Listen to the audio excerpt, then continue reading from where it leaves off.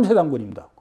예, 고해사 당군인데 임신 원년, 즉위 원년 정월 낭랑왕 최숭이 곡시 300성을 해성에 바쳤다. 이보다 앞서 최숭은 낭랑으로부터 진귀한 보물을 산처럼 가득 싣고 바다를 건너 마한의 서울 왕검성에 이르니 이때가 단군 해무수 병우년의 겨울이었다. 개축 42년 단제께서 몸소 보병과 기병 10,000명을 이끌고 위만의 도적들을 남여성에서 처부수고 관리를 두었다. 경신 49년 일군국이 사신을 보내 박무를 헌상하였다. 이해 9월 단제 붕어하시고 태자 고우르가 즉위하셨다. 여기서는 제가 굳이 설명드릴 만한 내용은 없습니다. 그럼에도 불구하고 저는 있는 원문을 그대로 여러분들한테 소개해 주는 자리이기 때문에 읽었습니다. 4세 당군입니다. 그러니까 정통성을 가진 마지막 왕이라고 보시면 됩니다. 북부여에서 신유 원년, 즉위 원년 장수를 보내 우고를 토벌하였으나 이로움은 없었다.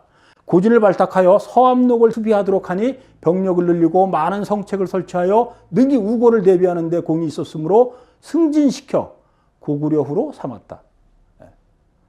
괴 3년 우고의 도적들이 대거 침략하니 우리의 군대가 크게 패하여 해성 이북 50리의 땅이 모조리 우고의 땅이 되었다.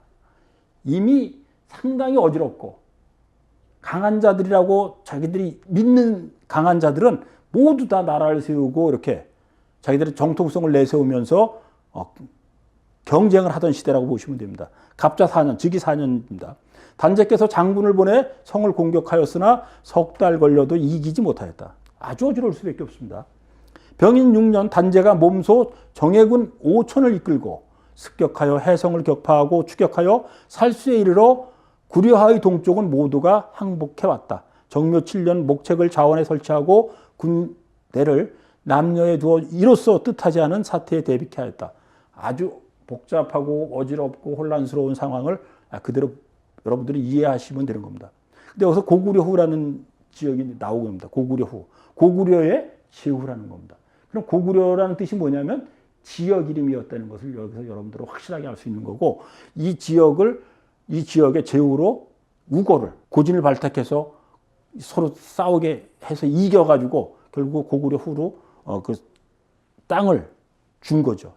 고구려 당군 계속 이어집니다. 4세 당군입니다. 여러분들 이거 보기만 해도 진료하실 것 같은데, 와, 그래도 읽겠습니다. 여러분들이 역사 공부를, 이 환단고기를 공부하시다 보면 진짜 막막한 걸 여러분 만나게 됩니다. 저도 진짜 여러분 막막한 거 만났고요. 제가 그 1600쪽 되는 거를 2번을 읽었는데, 처음에는 뭔지 모르고 읽었고, 두 번째 읽으면서 환희를 느꼈습니다. 처음에는 제가, 야, 세상에 이런 책이 있냐가 아니라 솔직하게 이런 기분이었습니다. 있다고 책이 있었냐고 저는 분명히 그런 생각이 진짜 들었습니다. 이런 책이 아닙니다. 있다고 책이 다 있냐. 말도 안 되는 내용을 담고 있구나. 야, 세상에 뭐 단군이 47분이 계셔? 웃기고 있네. 그리고 단군 얘기가 아니라 환웅이 뭐 18분이 계시고, 환이 17분이죠. 7분이 계시고. 뭐 머리가 지진이 나는 거예요. 그래서 그래도 모두 다 그 환단고기 얘기를 하니까. 그래서 제가 그럼 한번 읽어보자. 그래서 쭉 읽어보고 2번 읽어보고 나서 제가 무릎을 쳤죠. 내가 내 나라를 이렇게 몰랐구나.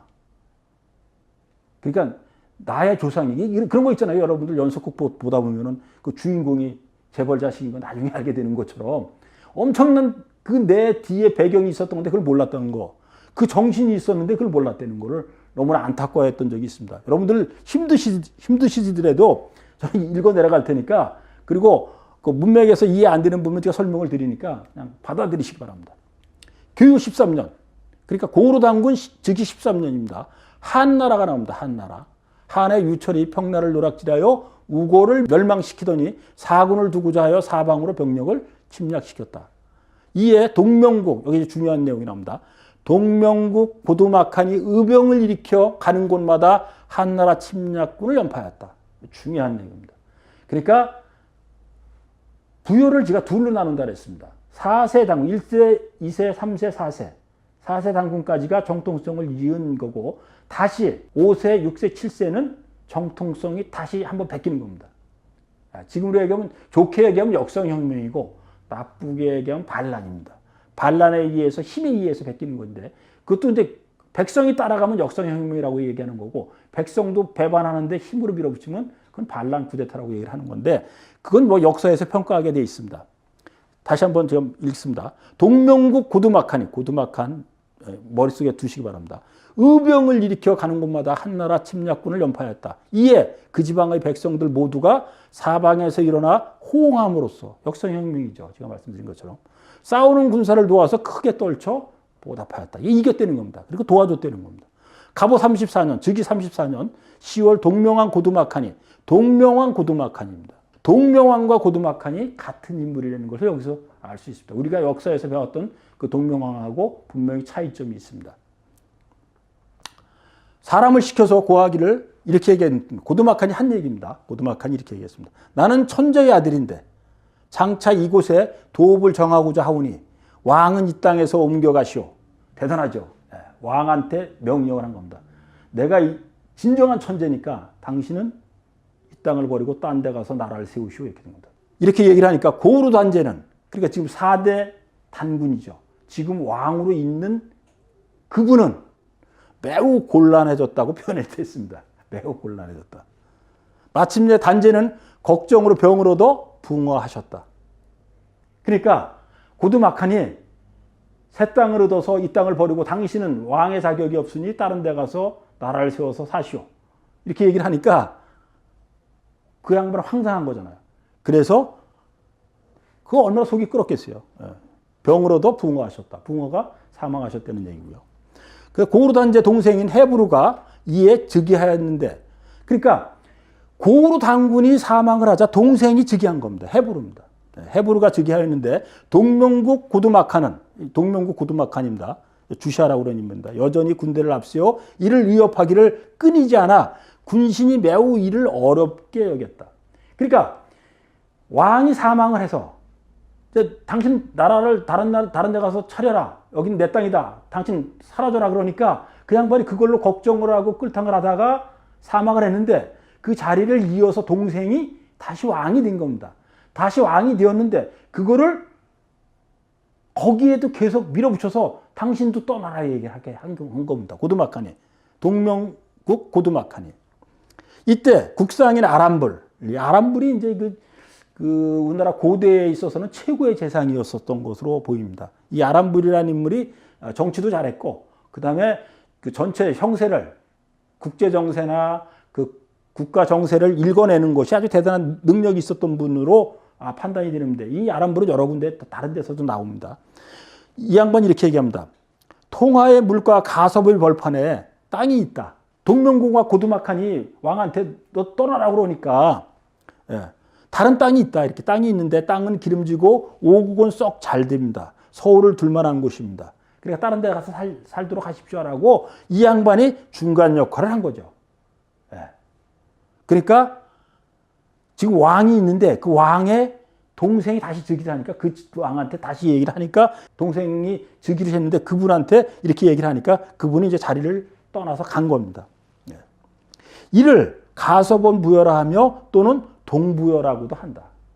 그러니까 여기서 고두막한에 의해서 쫓겨나서 가서 나라를 세운 것이 가서본 부여입니다. 그 다음에 동부여라고도 한다. 이건 여러분들이 지금 부여사를 이해하는 거에 대해서 조금 여러분들이 이해할 수 있도록 제가 그 인터넷에서 본 겁니다. 여러분들이 한번 생각은 해보시기 바랍니다. 우리가 북부여를 여기로 잡고 있습니다. 여기 우리나라죠. 지금 우리나라가 여기 있고 백두산이 여기 있고 북부여가 요 정도에 있었다고. 이건 뭐 학자마다 너무 다르기 때문에 제가 분명히 이거다 저거다 말씀드릴 수는 없습니다. 그러나 여러분들이 큰 흐름으로 이해하시기 바라는 의미에서 제가 가져왔습니다. 북부여가 여기 있습니다. 그죠? 지금 가서본부여입니다. 여기 가서본부여. 근데 동쪽으로 가서 세웠다 그러는데 북부여에서 동쪽이면 사실 이쪽인데, 그건 뭐 어떻게 해석할지는 뭐 여러분들이 이해하시기 바랍니다. 이거는 참고만 하시라고 제가 분명히 말씀드립니다. 북부여가 있고 동부여, 가서본부여 지금 좀 전에 말씀드렸죠. 그 다음에 갈사부여가 있고, 그 다음에 동부여후. 이거는 지역의 그 왕의 이름을 얘기하는 겁니다. 그 다음에 대부여 여기 있고. 여기서 대부여라는 건 우리가 44세 단군 때 나라 이름을, 고조선의 이름을 대부여로 바꿨을 때 그 지역을 얘기하는 겁니다. 그 대부여. 요게 이어져서 북부여로 연결된 거고요. 이동을 하게 되니까. 그 다음에 졸본부여가 여기 있고, 연나부부여 있고, 연나부부여, 서부여 이렇게 나와 있는데, 이런 건 여러분들이 그냥 큰 느낌으로만 이해해 주시기 바랍니다. 정확하게 지금 누구도 정확하게 이 자리라고 얘기할 수 있는 분은 있을 수도 없고, 그것은 상당히 어려운 문제라고 볼 수 있습니다. 이건 지금 여러분들이 지금 너무 흐려서, 지금 보니까 흐리네요. 큰 흐름도만 제가 말씀을 드리고, 뒤에서 제가 다시 한번 정확하게 말씀을 드리겠습니다. 대부여가 처음에 출발은 뭐라 그랬죠? 당군왕검의 넷째 아들이 부여다. 그분이 다스리던 그 지역을 부여라고 그대로 얘기한다 해서 부여의 출발을 거기서 잡았다고 얘기했습니다. 두 번째 부여는 고주선이 힘이 많이 약화되고 그 왕권이 약화되어 있을 때 그때 이제 그 대부여를 세우는데 이때 이 대부여가 어떻게 보면 진정한 부여의 출발이라고 얘기할 수 있죠. 우리가 북부여하고 연결되는 걸로 할 수 있는데 이것이 바로 북부여하고 연결이 됩니다. 해모수에 의해서 연결되는 거 아까 제가 말씀드렸죠. 47대 당군이 무너지면서 해모수가 등장하는 게 북부여입니다. 그 다음에 고두막한, 이거 후기부여, 이거를 지금 설명을 바로 드렸던 거고, 여기에서 나왔던 분이, 이 북부여에서 나왔던 분이 동부여를 세우게 되는 겁니다, 이게. 누구가? 우리 쫓겨났다 그랬죠. 고두막한에 의해서 쫓겨난 분이 헤브르 왕입니다. 그죠? 헤브르 당군입니다. 헤브르 당군이 쫓겨나서 일리 간 거예요. 그 다음에 이것이 밑으로 내려와서 이제 연나부 부여가 되고 갈사부여로 여기서, 이것도 동생입니다, 이거. 종질, 요거에 같은 혈족이 되는 분이 갈사부여를 또 세우는 겁니다. 아주 복잡하죠. 근데 이제 큰 흐름은 대부여, 북부여에서 고두막한에 의해서 지금 좀 전에 지금 설명드렸던 거, 그 부분하고 연결되는 거고, 이것이 고주몽, 고구려하고 연결됩니다. 그러면 이 부분을 왜 설명을 굳이 여기에 환단고기에 넣었을까? 그건 간단합니다. 고주몽을 설명을 해야 되는데, 고주몽이 이 정통성에서 나온 분이 아니에요. 여기서 나온 겁니다, 이쪽에. 이쪽에서 나와서 이쪽으로 들어가게 된 겁니다. 사이로 들어간 거기 때문에. 여기 고주몽이 정통성을 가진 분이 아니라 사이로 받아들였는데 왕권을 사이한테 넘겨준 거거든요. 그래서 이게 결국은 이 부분을 동부여 쪽을 설명을 안 하면 이게 정통성이 이해가 안 됩니다. 그래서 다시 한번 드리면 대부여에서 북부여가 해모수에 있고 고두막한에 의해서 북부여가 그 후기 북부여가 생기고 여기에 의해서 이어지다가 7대째, 7번째, 7대째 고주몽이 즉위를 하게 되는데 이 고주몽도 정통성에서는 좀 상당히 부족했던 사이였기 때문에 이쪽에 살던 분이 이쪽으로 와서 사이였다가 즉위하게 됐기 때문에 고구려의 출발이 여기서 되는 겁니다. 이것이 이제 대진국으로 이어졌다고 보는 것이 우리 환단국의 큰 흐름이라고 볼 수 있습니다. 그런데 환단국의 또 약점은 신라에 대한 부분이, 신라 백제에 대한 부분이 상당히 약화되어 있고 또 삼국사기에서는 신라가 상당히 강화가 되어 있습니다. 그래서 그거는 여러분들이 다시 한번 두 가지를 같이 비교를 해서 어느 쪽이 맞는가에 대한 판단은 개인적인 판단에 맡길 수밖에 없습니다. 지금은 어떤 거라고 분명히 얘기하기에 분명히 어려움이 있습니다. 다시 한번 제가 이제 북부여 말씀드렸죠. 해모수, 모수리 당군, 고해 당군, 고우르 당군. 고우르 당군이 고두막한에 의해서 쫓겨났죠. 고두막 당군인데 원래 고두막한이잖아요, 이름은. 이 한이라는 것은 왕이라는 뜻으로 여러분들이 이해하시면 됩니다. 나라 이름으로도 쓰고 나라 이름으로도 쓰고 왕이라는 뜻으로도 썼습니다. 그래서 고두막한에 의해서 고우르 당군이 병을 앓다 돌아가셨다고 제가 말씀드렸죠. 그래서 동생 헤브루가 이어받았는데 이 헤브루가 바로 동명왕, 그러니까 고주몽하고 연결되는 그 연결고리를 가져서 다시 이쪽으로 들어오게 되는 겁니다. 이 밑으로 고구려 쪽으로. 그 다음에 이 두 분, 이제 북부역이 하입니다.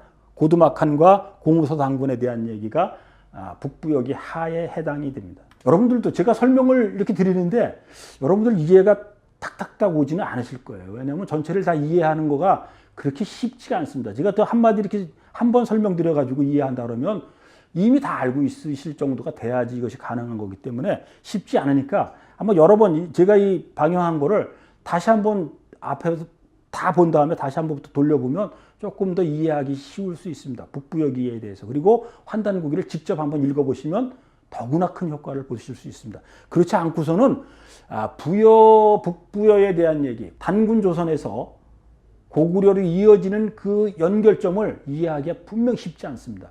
강의를 돌려서 다시 한번 보셔야지 겨우 이해되실 거라고 봅니다. 이제 5세 단군입니다. 고두막. 개의 원년, 이게 즉위한 원년입니다. 그러니까 거의 강제적으로 한 거죠. 제가 앞에서 설명을 제가 자세히 드렸습니다. 강제적으로 왕권을 잡아서 단군 자리에 올라간 겁니다. 그 개의 원년, 이해는 단군 고으로 13년이다. 쟤는 단군을 얘기합니다. 사람 대비 호탕하고 용맹하여 군사를 잘 다루었다. 일찍이 북부여가 쇠약해지고 한나라 도둑들이 왕성해짐을 보고 분명히 세상을 구할 뜻을 세웠다. 이때 이미 세상을 구할 뜻을 가졌다고. 이거는 뭐 역사적으로 평가를 한 거니까 여러분들이 그냥 이해하시면 됩니다. 졸본에서 즉위하고 졸본에서 즉위했다는 거 여러분들 기억해 주시면 되고요. 스스로 동명이라 하였는데 동쪽의 밝은, 이것도 명이 같은 뜻입니다, 여러분들. 우리를 광명족이라고 흔히 얘기를 하는데 천부경에 나와 있잖아요. 우리가 광명민족이라고 나와 있잖아요. 그거하고 똑같은 겁니다. 동명, 동쪽의 광명, 이렇게 하면 됩니다. 어떤 이들은 고열가의 후손이라고도 한다. 고열가가 누구죠? 47세 단군, 그죠? 마지막 단군, 그 산으로 들어가서 등선을 했고 그 수양을 했던, 산에 들어가서 그분의 그 집안의 후손이라는 얘기도 있다. 정확한 얘기는 명시가 되어 있지 않은 겁니다. 여기서도. 을의 3년 고두막 당군에 대한 얘기가 계속 이어집니다. 단제가 스스로 장수가 되어 경문을 전하니 이르는 곳마다 무적이었다. 열흘이 못 뛰어 5천 명이 모여 한나라 도둑들과 싸울 때마다 먼 곳에서 모습만 보고도 흩어져 버렸다. 그러니까 그 용맹에서 한나라 군사들이 다 도망을 갔다는 겁니다. 마침내 군대를 이끌고 구려하를 건너 요동의 서안평에 이르러 바로 옛 고리국의 땅이었다. 그곳이 발이. 가보 25년 단군 고으로 34년에 단제가 장수를 보내어 배천의 한나라 도둑들을 쳐부수고 유민과 힘을 합하여 향하는 곳마다 한나라 도둑들을 연파하고 수비장수까지 사로잡았으며 방비를 잘 갖추어 적에 대비하였다. 여기서 보면 계속 고으로 단군 얘기가 나옵니다. 그죠? 고으로 단군 몇 년에 이렇게. 좀 전에도 나왔었죠. 이게 뭐냐면 전체적으로는 이 고두막한이 힘을 얻어가는 과정을 정당화시키는 한 방법을 이 고두막한이 그 부여라는 그 나라를 이끌어갈 수 있는 존재라는 것을 여기서 이렇게 긍정적으로 묘사를 했다고 보시면 됩니다. 싸워서 이기고 구려를 건너 서안평에 있는데 그 고리국이여 땅이라는 것도 그 정당화시키게 하는 방법으로 나오는 거. 이것도 마찬가지로 한나라 도적대, 한구라고 표현을 했는데 외적구자잖아요. 이거. 한나라 도적들을 연파하고 수비장수까지 사로잡았으며 방비를 잘 갖추어 적에 대비했다. 그러니까 그 군권을 하나하나 이렇게 잡아가는 과정. 그러니까 장수로서 승리를 해서 힘을 얻어가는 과정을 여기 지금 묘사를 하고 있습니다. 을미 22년 북부여가 성읍을 바치고 항복하였다. 북부여가 성읍을 바치고 항복하였다. 여러 차례 왕신만을 보전하고자 애원함으로 단제가 이를 듣고 해부를 낮추어 제후로 삼아 분능으로 옮기게 하고는 북을 치며 나팔을 부는 이들을 앞세우고 수만 관중을 이끌고 도성에 들어와 북부여라 칭하였다. 가을 8월에 서암록하의 상류에서 한구와 여러 차례 싸워 크게 이겼다. 이민 30년 5월 5일 고주몽이 분능에서 태어났다. 신해 49년, 즉위 49년입니다. 단제가 붕어하고 유명에 따라 졸본천에서 장사 지냈다. 태자 고무소 등극하였다.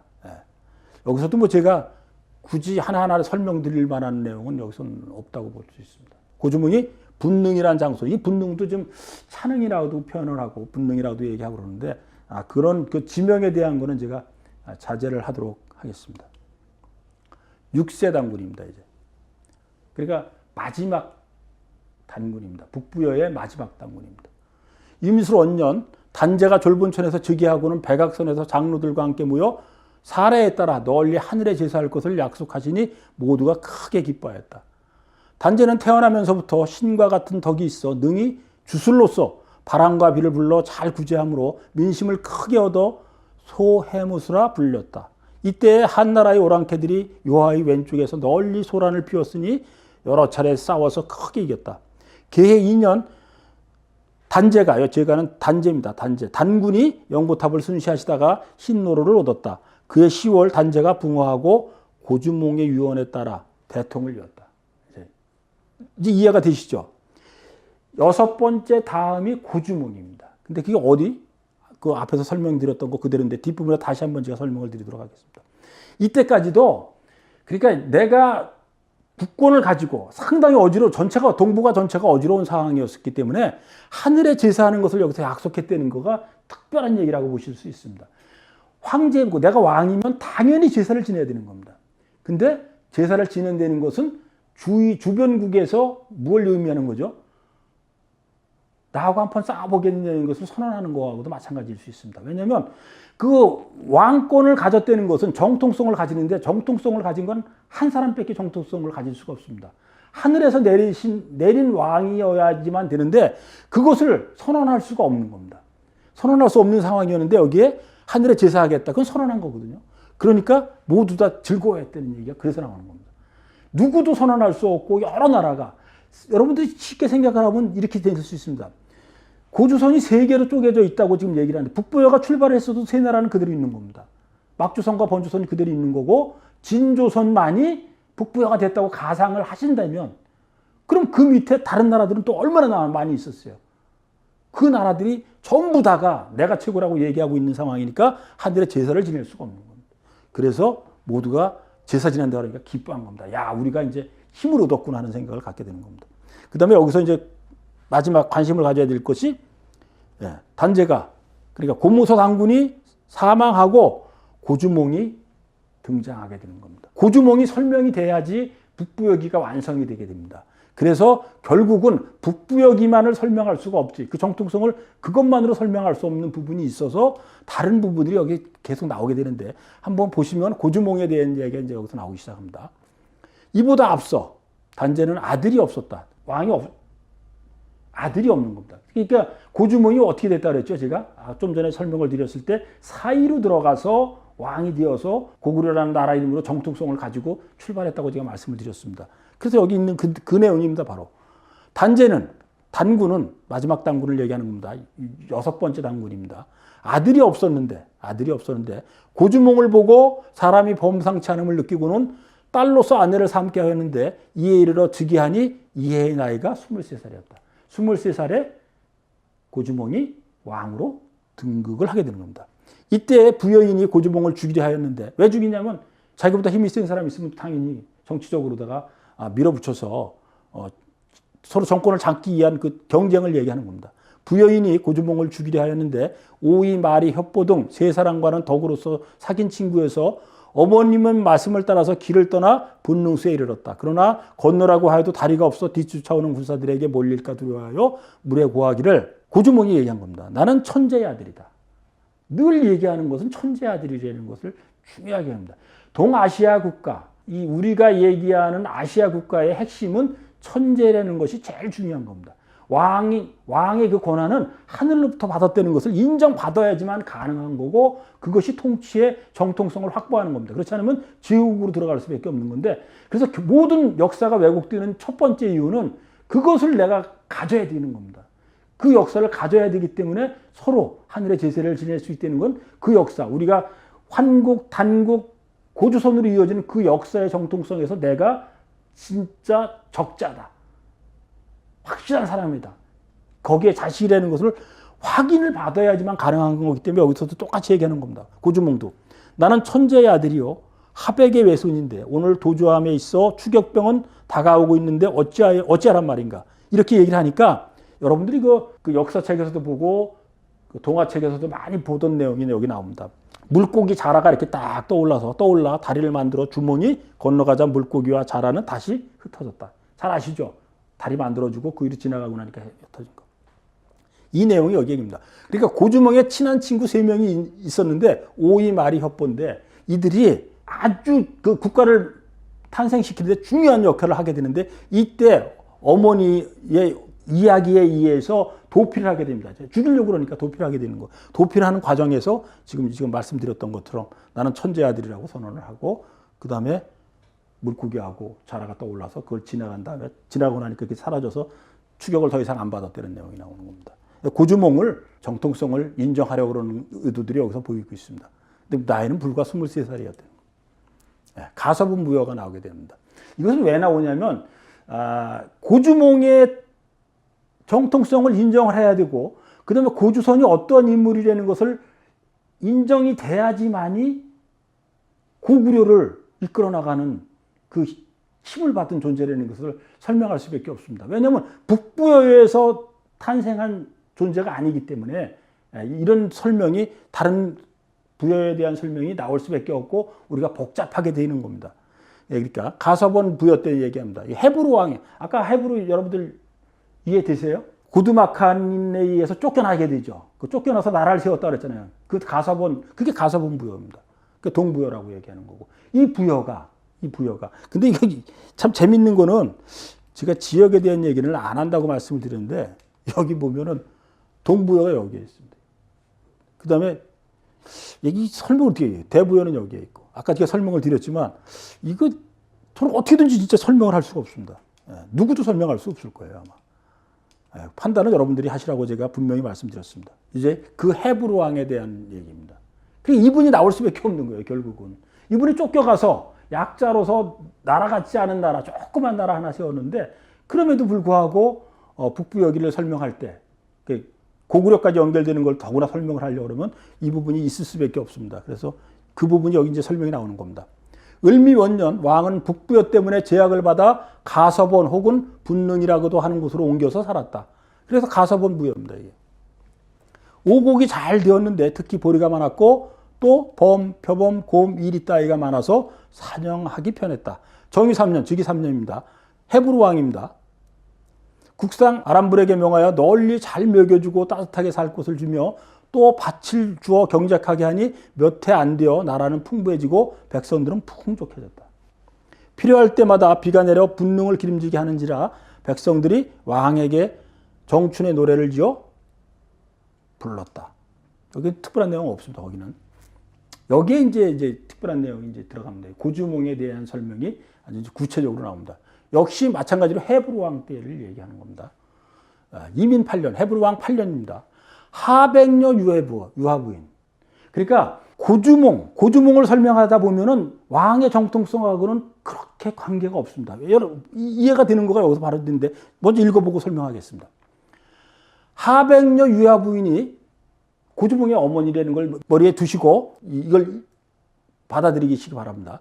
하백녀 유하부인이 나들이를 나갔는데 부여의 황순 고무수가 유혹하였다. 강제로 압록강변의 어떤 집에서 자기 멋대로 하여 버리고는 여기 이렇게 자기 멋대로 자기가 하고 싶은 대로 멋대로 해고는 고무수는 그러니까 아버지가 되는 존재입니다. 고무수는 승천하여 돌아오지 않았다. 유하의 부부는 유하가 무모하게 고무수를 따라 가슴을 책망하여 마침내 구석방에 딸을 가두어 버렸다. 고무수는 본명이 불리지이며 고무수가 누구라 그랬죠? 고주몽의 아버지입니다. 고무수는 본명이 불리지이며 혹은 고진의 손자라고도 한다. 헤브로 왕께서는 유아를 이상히 여겨 수레를 같이 타고 궁으로 돌아와 깊숙한 곳에 가두어 버렸다. 그의 5월 5일 유아 부인은 큰 알 하나를 낳으니 한 사내 아이가 그 껍질을 캐고 나왔다. 여러분들이 많이 들어본 얘기입니다. 이름은 고주몽이라 불렀는데 생김새가 뛰어났으며 나이 7세에 저 혼자 활과 화살을 만들어 쏘았는데 백발백중이었다. 부여에선 활 잘 쏘는 것을 일컬어 주몽이라 함으로 이로써 이름으로 불렀다. 주몽이라 불렀다는 겁니다. 이 내용이 이제 고주몽의 탄생에 대한 얘기가 나오는 겁니다. 그러니까 고주몽의 부모에 대한 설명이 여기 지금 나오고 있는 겁니다. 어머니는 하백녀 유아분이고 아버지는 부여의 황손. 황손이지 황제 직결은 된 분은 아닙니다.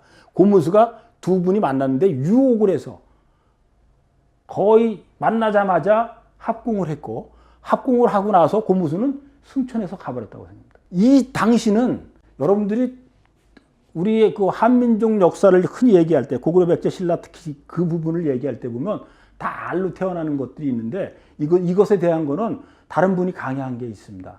그분이 자세히 설명했기 때문에 그 강의를 들으면 여러분들이 왜 그런 일이 벌어졌는가에 대해서 왜 그렇게 기술했는가에 대해서는 거기서 확인하시기 바랍니다. 그래서 하백녀 유아부인하고 부여의 황손 고무수가 둘이 만나서 합궁을 해가지고 자식을 낳았는데 그게 고주몽이다. 근데 고무수 그 아버지는 불리지미 혹은 고진의 손자라고도 얘기한다. 그러니까 왕손 집안이었던 거는 확실합니다. 그러나 정통성에 있어서만큼은 뭐라고 확 확고하게 내세울 만한 것이 없었는데 어쨌든 고주몽을 정통성 확보하기 위해서 앞에부터 지금까지 쭉 이렇게 설명이 되어지고 있는 겁니다. 갑진 10년 헤브르 왕 때입니다. 계속.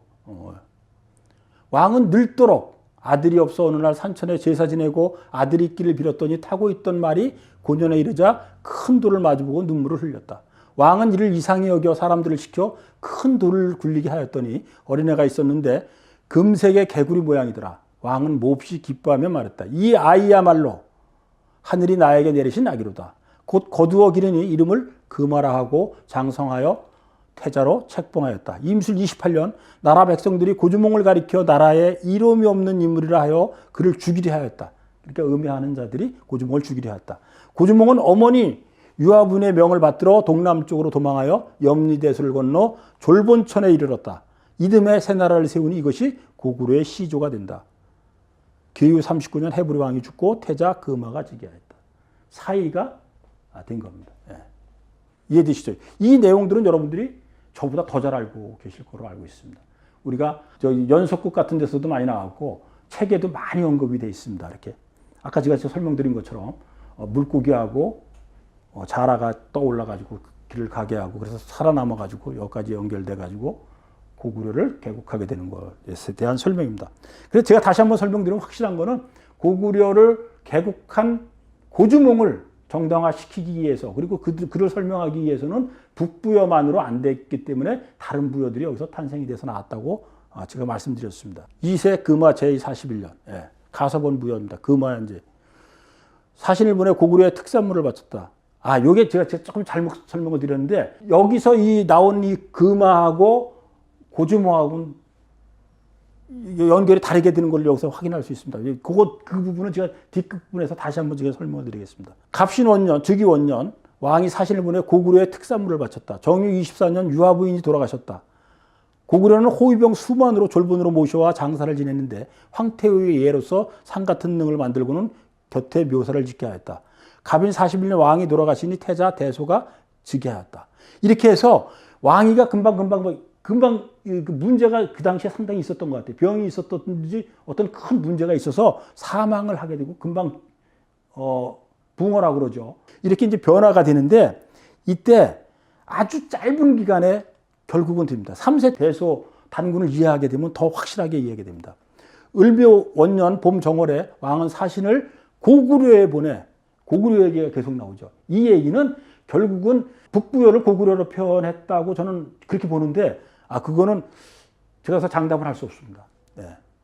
근데 계속 고구려라는 부분이 나오는데 저는 북부여를 이렇게 표현했을 가능성이 왜냐하면 북부여를 고구려로 했다고 그러는 부분이 앞부분에 명시가 되어 있기 때문에 그렇게 해석할 수도 있습니다. 근데 여기서 분명히 고구려라는 땅이 이름이 나옵니다. 그것은 저는 제 주장은 그렇습니다. 부여와 고구려를 같은 것으로 보면 북부여를 얘기하는 겁니다. 고구려에 보내 국교를 청하고 왕자를 볼모로 교환하자고 하였다. 고구려의 열제가 태자 도절로서 인실을 사무려 하였으나 도절이 가지 않아 왕이 태자를 꾸짖었다. 겨울 10월, 즉위한 겨울 10월, 그러니까 원년 즉위 10월 병력 5만을 이끌고 가서 졸본성을 침략하였으나 큰 눈이 와서 많은 동사자만 내고는 퇴각하였다. 기후 19년 왕께서는 고구려를 침략하였는데 학반령 밑에 이르러 복병을 만나 크게 패였다. 이분은 계속 시련의 고난의 연속입니다. 근데 여기서 이제 여러분들이 중요하게 여길 건 이겁니다. 고구려의 국교를 청하고 왕자를 볼모로 교환하자고 여기서 제안을 한 겁니다. 그러니까 벌써 이제 숙이고 들어가는 거예요. 벌써 이 가서본 부여를 설명하면서 묘한 일이 벌어지고 있는 겁니다. 가서본 부여가 강한 국가가 아니라 약소국으로서 살아남아가지고 겨우 고구려한테 국교를 청하고 왕자를 볼모로 이건 뭐냐 왕자를 서로 교환해가지고 국교를 완성하자는 거죠. 왜냐하면 왕자를 교환하지 않으면 언제 침범해가지고 멸망될지 모르니까 이런 문제가 생기는 겁니다. 임해 28년 대소단군에 대한 얘기입니다. 고구려가 나라의 힘을 다 모아서 고구려가 또 나옵니다. 그죠? 이때는 고구려가 이미 있을 때가 아니잖아요. 북부여만 있을 때인데 고구려라는 표현이 계속 나옵니다. 고구려가 나라의 힘을 다 모아서 침범해 오니 왕은 몸소 무리를 이끌고 출전하였는데 진흙탕을 만나 왕의 말이 빠져나오지 못하고 있을 때 고구려의 장군 괴유가 바로 앞에 있다가 대소단군을 살해야 했다고. 이미 죽습니다. 여기서. 예. 그래도 부여군은 굴하지 않고 여러 겹으로 포위하였는데 큰 안개가 7일 동안이나 계속되니 고구려 열제는 몰래 병사를 이끌고 밤에 탈출하여 사익길을 따라 도망쳐 달아나 버렸다. 여름 4월 왕의 동생은 따르는 무리 수백인을 데리고 길을 떠났는데 압록곡에 이르러 해두국 왕이 사냥 나온 것을 보고는 해두국 왕을 죽이고 해두국 백성들을 추하였고 그 길로 갈사수의 변두를 차지하고는 나라를 세워 왕이라 칭하니 이를 갈사라 한다. 갈사부여입니다. 갈사부여의 탄생을 얘기하는 겁니다. 여기서 이제 이렇게 보시면 이 대소당군을 설명하고 있는 건데 여러분들이 좀 이해하기 좀 이게 뭐지 하는 생각이 분명히 들 수 있는 부분이 있습니다. 고구려가 나라의 힘을 다 모아서 침범해 와서 왕이 출전했는데 거기서 사망했다는 거예요. 그럼 어떤 걸 더 인정하는 거죠? 북부여, 고구려를 더 인정하고 있다는 겁니다. 벌써. 예. 그리고 이제 도망을 갔는데 여기서 이제 그 중에 왕이 이제 여기서 사망을 했잖아요. 왕의 동생이 사람들을 모아가지고 압록공에 가가지고 나라를 다시 세우게 됩니다. 왕이 사망을 하고 나니까 그 왕의 동생이 나라를 세우게 됩니다. 그게 갈사국이에요. 아주 복잡하죠. 그 부분은 제가 몰아서 설명을 드리도록 할게요. 그 다음에 이제 갈사부여입니다. 복잡하죠. 여러분들 이해하시기 진짜 쉽지 않을 겁니다. 이 강의를 앞에부터 다시 한번 돌려보시지 않으면 아마 이해하기 어려울 거라고 봅니다. 갈사부여왕 도두왕도 갈사국의 세 번째 왕입니다. 세 번째 왕. 예. 갈사부여는 태조 무열왕 육무 16년 8월에 이르렀을 때 갈사부여 왕인 도두왕이 고구려가 날로 강해짐을 보고 마침내 나라를 들어 항복하였다. 3세에 이르러 47년 만에 나라가 망했어. 고구려는 도두를 우대하고 그러니까 이제 망했는데 귀순을 한 겁니다. 귀순을 해오니까 고구려 입장에서 쓴 겁니다. 도두를 우대하고 부르도록 하고 저택을 하사하고 땅을 주고 혼춘을 시급으로 그러니까 땅을 줬다는 겁니다. 땅을 줘서 동부여후에 봉하였다. 동부여후. 갈사부여에 대해서 설명을 하고 있는데 묘하게도 고구려에 대해서 고구려의 위대함, 고구려의 강성함에 대해서 지금 설명을 하고 있습니다. 그 얘기는 벌써 이미 다른 부여들은 하나하나 정리되어 가고 있다는 것을 얘기하는 겁니다. 6대왕, 고구려 6대왕. 6대왕 때 얘기를 하는 겁니다. 그러니까 이 고구려 6대왕이라고 지금 표시를 제가 했는데 이것도 북부여로 이해를 하시면 전 된다고 봅니다. 갈사부여왕 도두왕입니다. 계속 이어지는 겁니다. 아까 거하고. 가을 7월 갈사부여 도두왕의 종제, 그러니까 종실의 동생 되는 사람이 여러 사람들에게 말했다. 선왕께서는 시해 당하시고 아까 제가 사망했다고 말씀드렸죠. 시해 당하시고 나라는 망하여 백성들을 의지할 곳이 없다. 갈사는 두루 안락하긴 하지만 지역을 얘기합니다. 갈사부여에 대한 지역에 대한 얘기입니다. 안락하긴 하지만 스스로 나라를 이루기 어렵고 나 또한 재능과 지혜가 부족하여 나라를 새롭게 일으킬 수가 없으니 차라리 항복함으로써 살기를 도모하라. 우리 각자 도생이라는 얘기하죠. 각자 살기를 알아서 해라는 겁니다. 나는 힘이 없으니까. 옛 도읍의 백성 만여 명을 데리고 고구려에 투항하여 고구려는 그를 봉하여 왕으로 삼고 연나부에 안치하였다. 연나부 부여가 탄생하는 과정에 대해서 다시 설명을 드리는 겁니다. 도두왕의 등에 띠와 같은 무늬가 있었던 까닭에 낚시의 성을 하사였는데 뒤에 차츰 자립하여 개원 서북으로부터 옮겨가 백남공에 이르니 바로 연나라의 땅에 가까운 곳이었다. 문자열제의 명치 갑술에 나라를 들어 고구려의 연나부에 편입하니 낚시는 그러니까 이 집안에 낚시라는 것을 이제 이 성을 하사를 했는데 결국은 망해서 제사조차 이루어지지 않고 있다는 얘기를 여기에 대한 것들은 뭐 이렇게 특별하게 우리가 기억해야 될 부분은 없는데 전체를 이해하는 데는 한 역할을 하기 때문에 여기서 설명을 드립니다. 이것이 제가 전체를 이해하는 데 설명을 여러분들한테 드릴 수 있는 내용입니다. 지금 쭉 설명을 드렸지만 여러분들이 이렇게 개략적으로만 이렇게 느낌이 오지 전체를 확 쉽게 받아들이기 쉽지 않았을 겁니다. 그래서 그 부분을 나름대로 제가 정리를 해봤습니다. 우리가 고조선을 처음으로 얘기할 때 부여가 탄생하게 되는 거에 대해서 제가 말씀을 드립니다.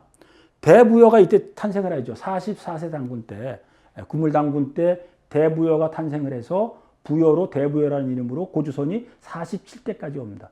그래서 고열과 단군이 47세인데 이때도 부여로 끝을 맺은 겁니다. 대부여라는 이름을 가지고 고조선 44세 때, 그래서 47세 때 좀 망하게 되고 이때 해모수가 등장을 해서 북부여를 개국을 하게 됩니다. 그 다음에 이렇게 해서 쭉 6세까지 내려옵니다. 해모수, 모수리 단군, 고해 단군, 고우르 단군 이렇게 해서 이 고우르 단군이 사망을 해서 동생이 나라를 갖다 동생이 이끌고 나라로 갔다 그랬죠. 그거가 바로 헤브르 단군에 의해서 이 가서본 부여가 탄생합니다. 여기서 요 동생이 나를 세운 형인 왕이 고우르 단군이 사망을 하니까 동생이 백성들을 이끌고 가서 나라를 세우는데 이게 헤브르입니다. 이게 또 헤브르 왕이라고 그랬었습니다. 근데 헤브르 왕인데 인정을 못 받았고 가서본의 단군으로 인정을 받게 됩니다. 그래 여기선 정통성을 잊어버린 겁니다. 이분이 고우르 단군 때 사망하고 동생이 백성들을 이끌고 가서 가서본 부여를 세우게 되는 겁니다. 그 다음에 이제 이 정통성에서 이제 밀려난 거잖아요. 이 사람들이 어떻게 됐죠? 힘이 없으니까 고두마칸이 너는 왕의 자격이 없고 능력이 없으니까 가라 그런 거 아니에요. 내쫓았다고 그랬잖아요. 그러니까 그거를 병으로 둬서 사망했다고 지금 말씀드렸고 사망을 했는데 그 백성들을 이끌고 그 동생이 나라를 가서 세웠다. 그것이 이제 가서본 부여입니다. 가서본 부여는 왜 설명을 해야 된다? 고주몽 설명하기 위해서라고 제가 말씀드렸습니다. 그래서 고두마칸이 이제 실권을 잡은 겁니다. 이게 후기 북부여입니다. 여기까지 전기 북부여, 고우르 단군까지 전기 북부여, 4대까지. 그 다음에 5세, 6세는 후기 북부여라고 볼 수 있습니다. 고두마칸이 실명을 잡는데 이게 동명왕이다. 고두마칸 단군이. 예. 그 다음에 6번째는 고무서 단군 여기 얘기가 나옵니다. 그리고 나서 고주몽이 탄생하게 되는데 이 고주몽의 탄생을 설명하다 보니까 이 부분이 빠질 수가 없게 되는 겁니다. 가서본 부여가 있고 가서본 부여에서 갈사부여가 나오잖아요. 쫓겨가고 여기서도 또 쫓겨나는 왕이 있어 또 갈사부여를 만들게 되는 겁니다. 대소왕의 아우가 이 대소왕도 결국은 치명적인 여기서 사망했다고 여러분들 좀 전에 제가 설명드렸죠.